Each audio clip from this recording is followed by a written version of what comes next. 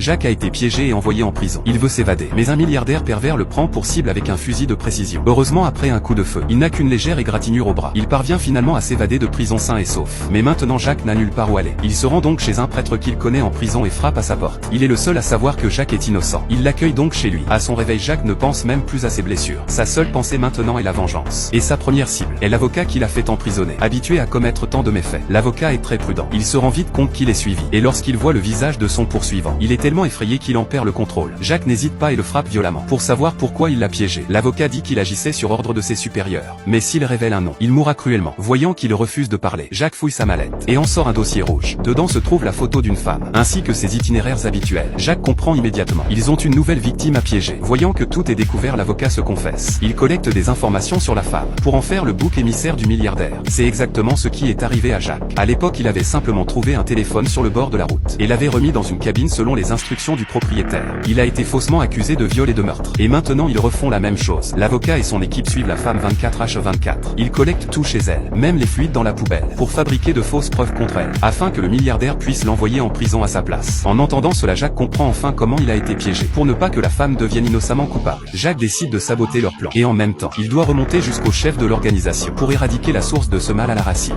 La femme est la patronne d'un salon de coiffure. Elle élève seule sa fille, même si sa vie reste très simple. Il est pourtant difficile de repérer ceux qui l'observent discrètement parmi la foule. La tâche demeure vraiment complexe. Jacques eut alors une idée, puisque le groupe surveille la femme en continu grâce à leurs appareils. Il peut utiliser cela à son avantage, et remonter ainsi la piste de ceux qui la suivent. Il fabriqua quelques petites caméras artisanales, qu'il installa discrètement devant le salon de shampoing. De cette manière, tous les mouvements autour du salon étaient enregistrés jour et nuit, et il pouvait les consulter à tout moment. Après un certain temps d'observation, il remarqua une fourgonnette et quelques personnes étranges, qui apparaissaient et repartaient toujours aux mêmes heures, ce qui montrait qu'ils étaient probablement liés à l'organisation. Et une moto suivait presque constamment les déplacements de la femme. Il comprit qu'en attrapant le conducteur de cette moto, il pourrait remonter jusqu'au chef du groupe. Au même moment, le chef réglait une situation délicate pour un puissant homme d'affaires. Après avoir examiné l'objet utilisé dans l'incident, il ouvrit les images de surveillance du salon de la femme. La taille du couteau de coiffure correspondait parfaitement à celui retrouvé sur les lieux. Il pensa alors qu'il suffirait de remplacer l'objet impliqué par celui du salon. Au signal du chef, le plan pour faire porter le blâme commença officiellement. Ils laissèrent volontairement le téléphone dans le salon de la femme,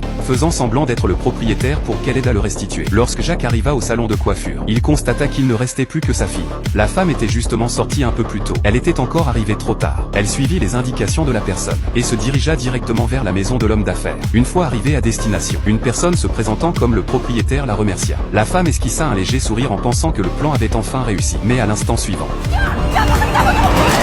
une grande équipe se mit en mouvement. Tous les agents de surveillance accoururent pour attraper Jacques. Cependant, il était un coursier de niveau course. Il put semer tout le monde en un instant. Après beaucoup d'efforts, Jacques réussit enfin à récupérer ce téléphone important. Comme il portait un masque en le prenant, personne ne savait que celui qui avait pris le téléphone était en fait Jacques, que leur groupe avait déjà piégé. Il pensait que c'était simplement un membre d'un gang de motards. Jacques en profita donc, et appela directement la femme se présentant comme la propriétaire. 내가 핸드폰을 하나 주었는데 이거 돌려주는 대가로 얼마까지 줄 수 있나?